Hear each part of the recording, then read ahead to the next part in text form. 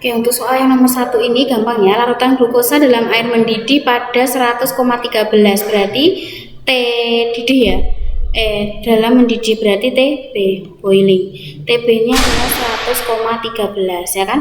Nah, berarti di sini kita kan tahu TB air itu adalah 100 derajat Celcius. Berarti nanti delta TB sama dengan 100,13 dikurangi 100 sama dengan 0,13. Delta TB-nya ini. Kamu disuruh mencari TF membeku saat kapan? Berarti caranya adalah delta TB kita cari dulu M-nya, molalitasnya. Delta TB kan sama dengan M kalikan KF. Ingat, tidak perlu dikalikan I karena glukosa merupakan larutan elektrolit. Delta TB-nya adalah 0,13, M-nya dicari. Sorry, ini KB ya. Delta TB kan sama dengan M kalikan KB. KB-nya adalah 0,52. Berarti M-nya sama dengan 0,13 dibagi 0,52 sama dengan 0,25. Molalitasnya molalitasnya adalah 0,25. Nah, berarti dia membeku saat kapan? Nanti molalitasnya sama. Berarti delta TF sama dengan M kalikan KF. Delta TL sama dengan M-nya 0,25 kalikan KF-nya 1,86. Hasilnya adalah 0,465. Oke. Nah, berarti TF-nya berapa? Dia membeku saat kapan gitu kan? TF-nya berapa gitu? TF sama dengan 0 dikurangi 0,465 sama dengan minus 0,465 derajat Celcius. Nah, ini adalah TF-nya. 0 itu apa? 0 ini adalah TF dari air gitu. Air membekukan pada 0 derajat Celcius gitu ya. Oke, untuk soal ini sebanyak 6,4 gram garam ionik MX. Garam ionik MX berarti dia elektrolit. Kalau elektrolit berarti kita butuh nilai I, ya kan? I itu adalah faktor Van Hoff. Oke, rumus yang harus kalian ingat untuk I sama dengan I sama dengan 1 ditambah 1 ditambah hapus dulu 1 ditambah N min 1 ya kan, dikalikan dengan alfa. Oke, alfa adalah derajat ionisasi atau derajat disosiasi. Nah, di soal ini tidak ada keterangan derajat ionisasinya berapa. Berarti nanti bisa dianggap dia terionisasi sempurna atau terionisasi 100%. Berarti alfanya sama dengan 1. Berarti karena ini garam MX ya kan, MX itu kalau diionkan kan menjadi M plus ditambah dengan X min. Artinya N-nya jumlah elektron yang terlibat. N adalah jumlah ion yang terlibat. Jumlah ion yang terlibat berarti 1 ion M plus dan 1 ion X min. Berarti N-nya sama dengan 2. Ya udah, berarti nanti I sama dengan 1 ditambah 2 min 1 dikalikan alfanya 1 sama dengan 2. Ketemu ya, I-nya 2. Oke, sekarang kita masukkan yang ditanya adalah Mr. Rumusnya Pi, ini kan dia elektrolit ya, berarti Pi sama dengan M besar kalikan R kalikan T kalikan I. Pi-nya adalah M besar itu sama dengan mol ya kan, mol per volume dikalikan R kalikan T kalikan I. Pi-nya adalah tekanan osmotik larutan ini. Tekanan osmotik larutan ini berarti 3,28. 3,28 sama dengan molnya kita cari karena kita disuruh mencari MR. MR itu pasti hubungannya sama mol. Dibagi volumenya 1 liter. Satu di sini 1 dikalikan dengan R. R itu tetapan nilainya 0,082. T-nya adalah suhu harus dalam Kelvin. Di sini suhunya 27 derajat Celcius. Berarti harus dijadikan Kelvin 27 ditambah 273. Oke, sama dengan 300 Kelvin. Di sini 300 dikalikan I-nya 2. Ya udah, berarti nanti N sama dengan ini dikalikan semua, hasilnya berapa? Terus dibagi ini. Berarti N sama dengan 3,28 dibagi 0,082 kalikan 300 kalikan 2. Itu hasilnya adalah 96. Bukan deh, 0,066. Ini kan baru molnya. Nah, mol itu kan rumusnya gram per mr. Kita disuruh mencari mr, ya kan? Berarti mr sama dengan gram per mol, ya kan? Berarti gramnya adalah 6,4 dibagi 0,0667. Ke sini ya. Ini hasilnya sama dengan 96. Berarti mr-nya adalah 96 gitu. Oke, untuk soal nomor 3. Soal nomor 3, gula 0,1 mol gula kan zat non-elektrolit dan 0,1 mol garam LX dengan derajat ionisasi 0,25, berarti alfanya sama dengan 0,25, alfa untuk LX loh ya. Masing-masing dilarutkan dalam 1 liter air, rho-nya segini. Jika penurunan titik beku berarti delta TF, ya kan? Dari glukosa, gula itu sama dengan T derajat Celcius, maka delta TF-nya garam itu berapa gitu. Inti soalnya tuh itu. Nah, karena ini ada dua larutan, yang satu gula, yang satu garam, berarti bisa kita bandingkan delta TF dari gula, kita bandingin sama delta TF-nya dari garam. Berarti delta TF gula dibagi dengan delta TF garam. Ya kan? Delta TF rumusnya apa, Mas? Delta TF sama dengan M kalikan KF. Nah, untuk yang garam, hati-hati, garamnya ini adalah garam LX, berarti dia elektrolit. Kalau elektrolit berarti rumusnya M kalikan KF kalikan I. KF-nya ini bisa kita anggap sama, ya kan? KF-nya sama bisa dicoret.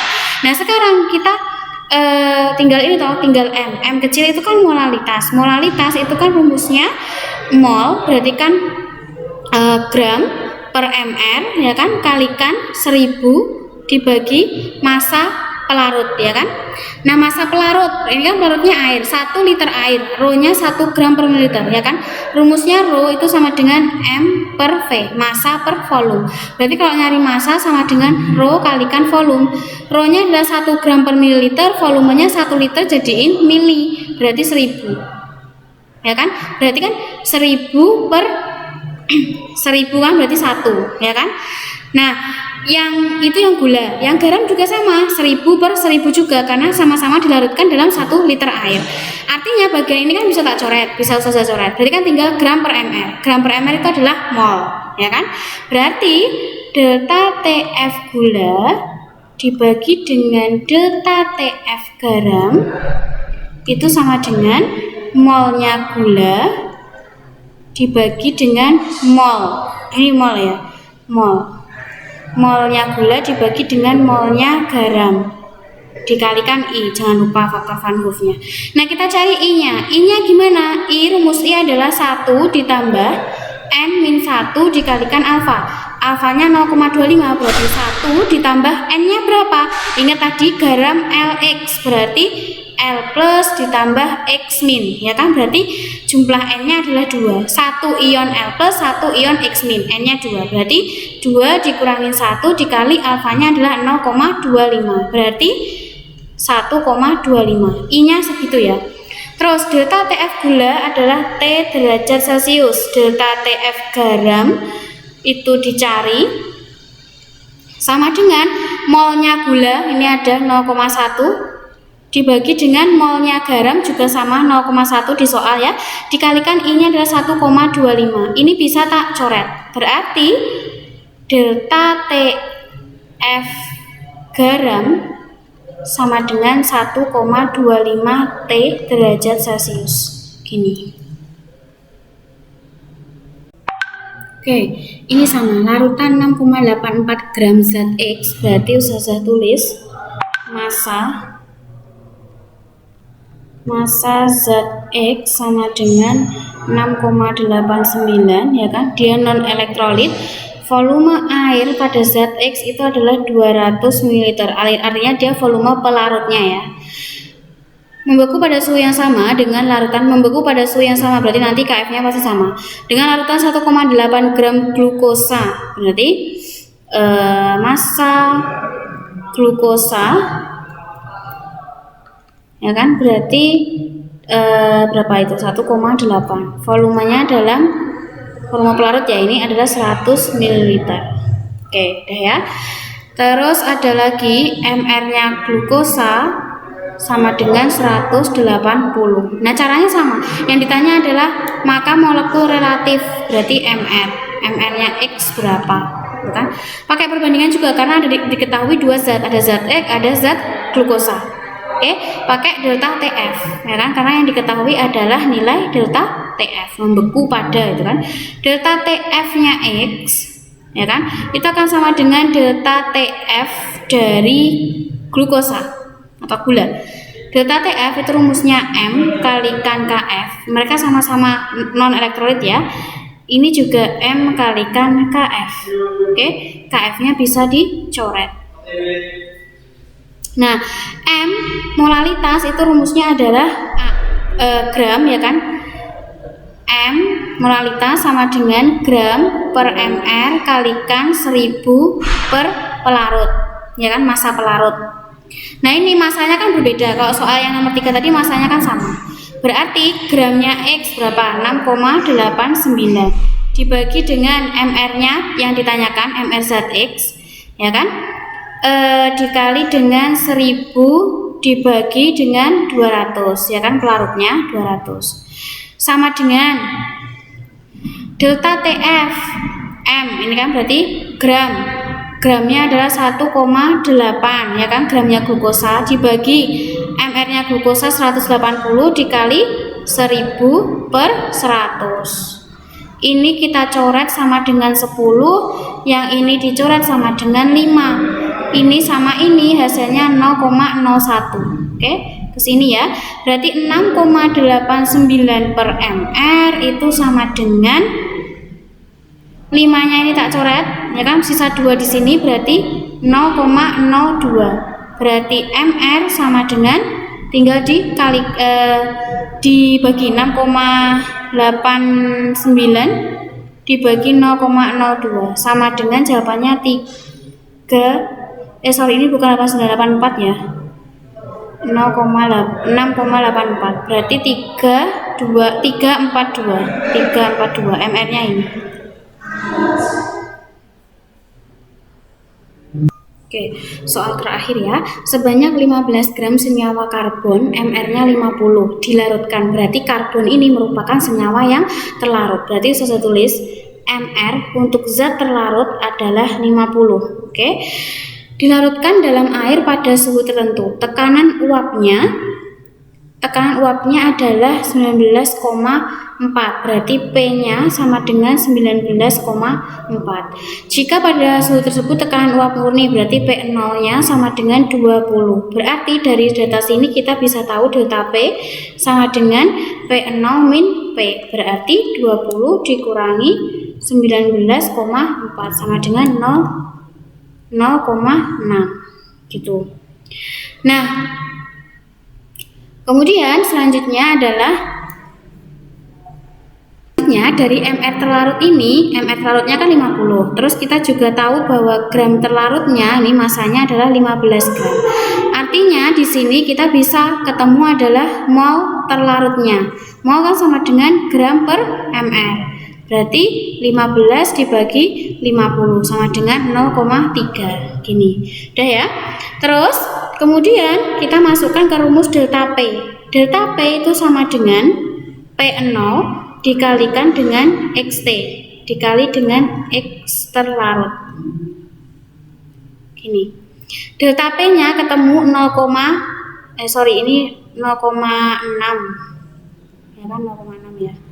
0,6 sama dengan P0-nya adalah 20 ya, dikalikan dengan X terlarut. Berarti X terlarutnya sama dengan 0,6 dibagi 20 berarti 0,03. Oke. Ketemu X terlarut berarti nanti kita masukkan ke rumus nih. XT sama dengan NT dibagi NT ditambah dengan NP. Oke. Kita kan disuruh mencari massa air, berarti kamu harus tahu juga molnya pelarut dulu. Akan air adanya di sini toh, pelarut kan air. Gitu. Nah, berarti X larutnya adalah 0,03.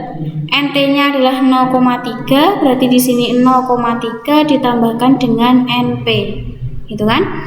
Berarti ini dikali sama dengan 0,009, ya kan?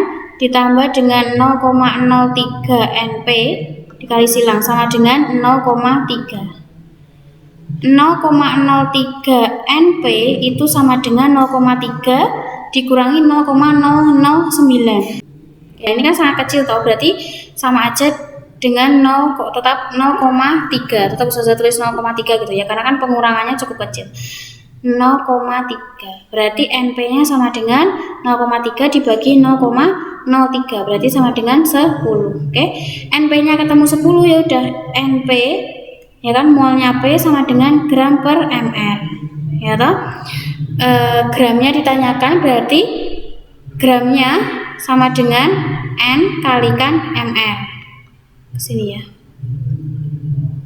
Oke, N-nya berapa? N-nya kan 10. Terus MR-nya air ini kan, berarti H2O. H2O itu MR-nya sama dengan 18.